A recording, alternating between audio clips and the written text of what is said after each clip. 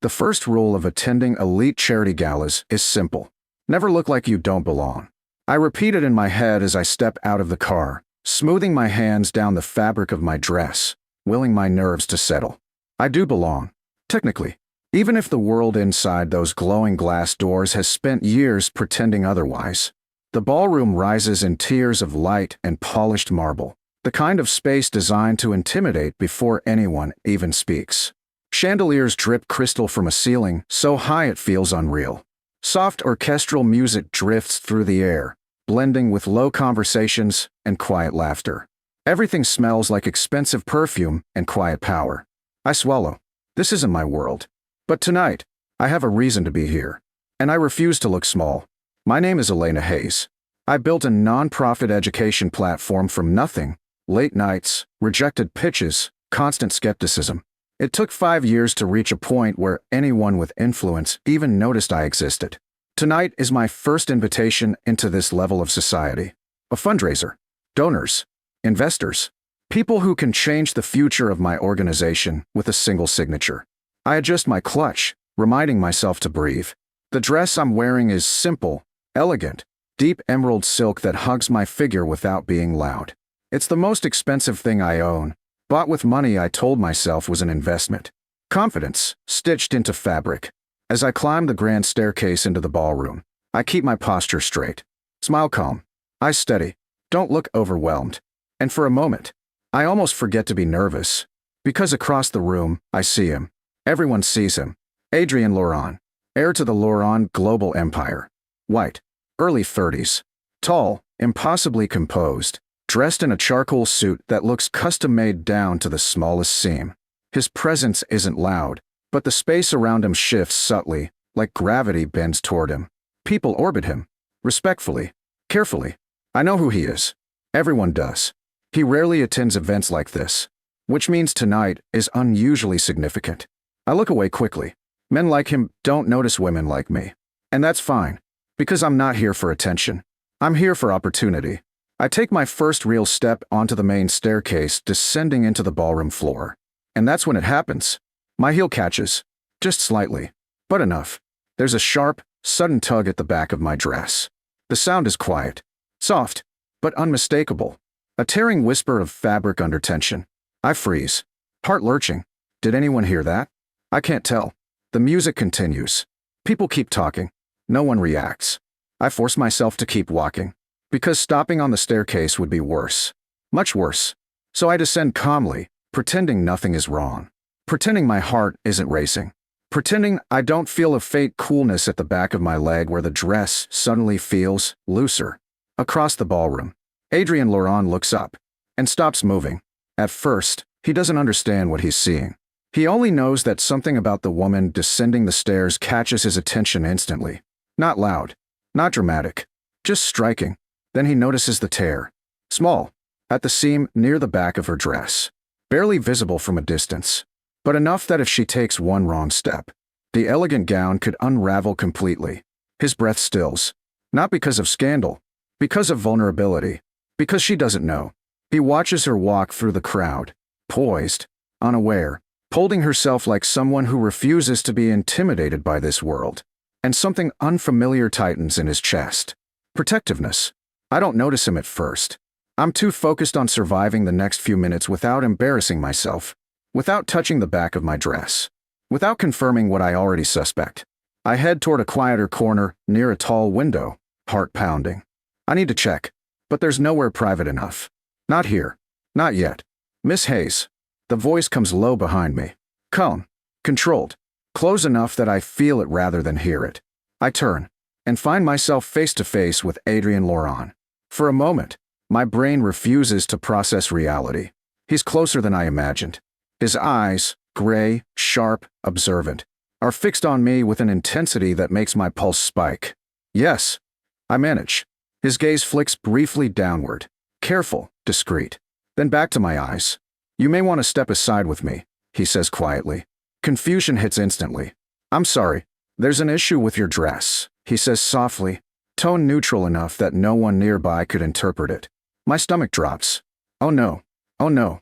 I feel heat flood my face.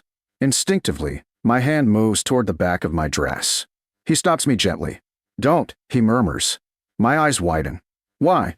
It's small, he says, but noticeable if you draw attention to it. My breath catches. Humiliation rushes through me in a wave. I didn't realize, I whisper. I know, he replies. And there's no judgment in his voice. Only certainty. I'll find somewhere to fix it. I say quickly, already turning away. His hand moves lightly, not touching me, just blocking my path subtly. There's no nearby private area without crossing the main floor, he says. And that will make it worse.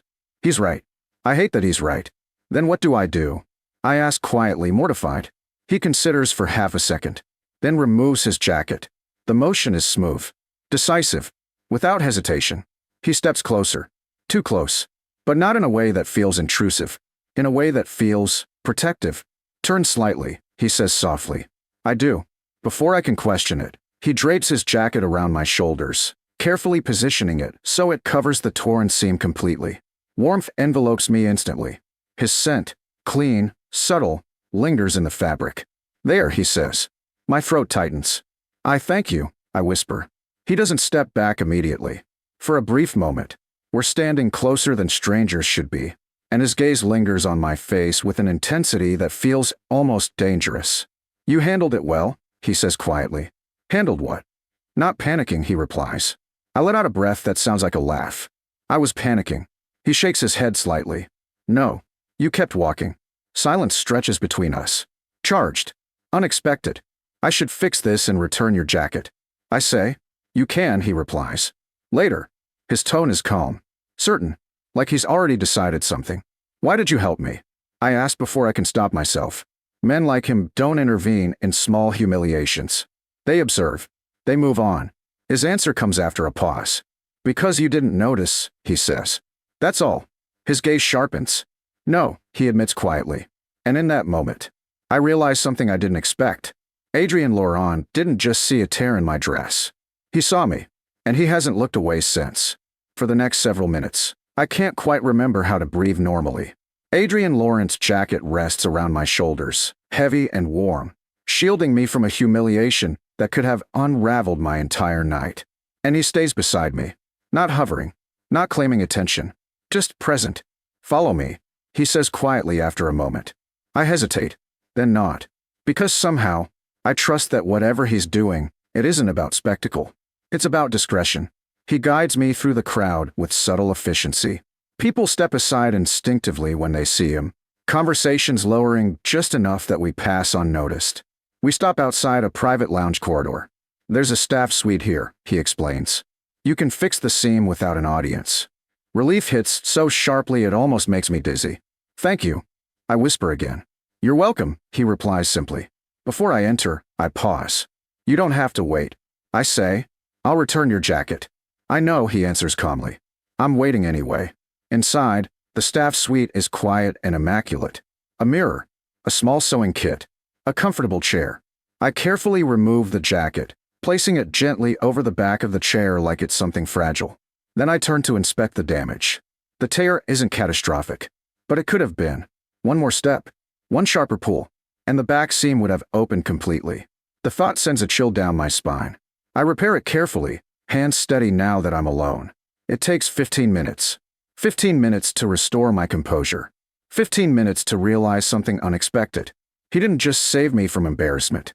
He gave me time to recover my dignity. Quietly, without making it a story. When I step back into the corridor, Adrien is still there, leaning casually against the wall, hands in his pockets, as if waiting is something he does without impatience. His gaze lifts when he sees me, and for a moment, he stops breathing again. You fixed it, he says. Yes. I hand him his jacket. Thank you. I add more firmly this time. You didn't have to do that. He takes the jacket, but doesn't put it on immediately. I did, he says calmly. Why? Because vulnerability shouldn't be punished, he replies. The words hit deeper than I expect. I search his face for irony. There isn't any. Only quiet certainty. I was embarrassed, I admit softly. I know, he says. And you didn't let anyone see that. No, he agrees. Because it wasn't their moment. A strange warmth spreads through my chest. Not attraction alone. Respect. Most people in this room would have pretended not to notice. I say, Yes. Or worse, I add quietly. Yes, he repeats. A silence follows. But it isn't uncomfortable. It feels steady. What brings you here tonight? He asks after a moment. My nonprofit, I reply. We're presenting expansion plans. His eyes sharpen with interest. You're Elena Hayes. Yes. I've read your proposal, he says. I blink in surprise. You have. He nods. It's precise. Ambitious. Realistic. My heart stutters. That's good. That's rare, he replies. I laugh softly. Most investors say it's too idealistic. Most investors, he says, lack imagination. We begin walking back toward the ballroom together. Not as strangers anymore. Not quite as acquaintances either. Something in between. Did you always know what you wanted to build? He asks. No, I say honestly. I just knew I wanted to create something that mattered. He nods slowly. That's why you kept walking down those stairs, he says quietly. I look at him. What do you mean? You were focused on your purpose, he replies. Not on being watched. The observation feels strangely intimate. Like he saw more than the tear in my dress. He saw the reason I was there.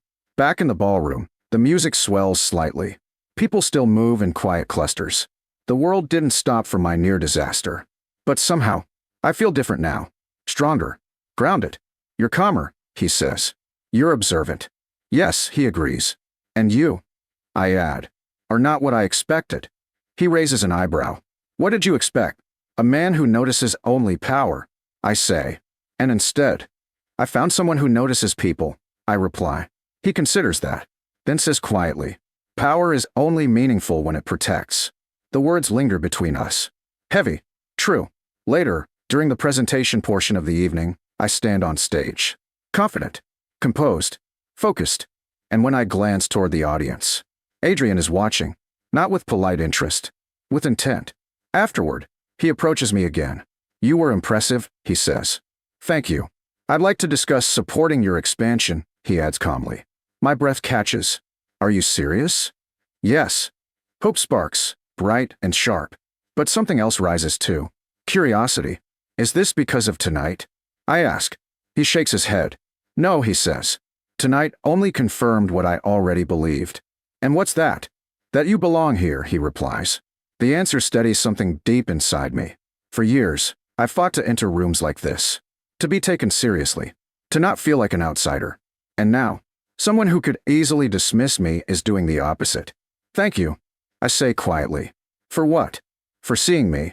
I answer. His gaze softens. I couldn't look away, he admits. The night ends without drama. Without spectacle.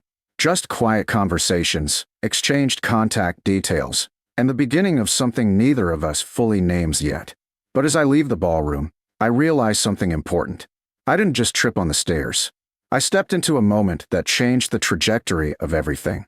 And somewhere behind me, Adrien Laurent is still watching. Not because of a torn dress, but because he's already decided. He wants to see where I walk next.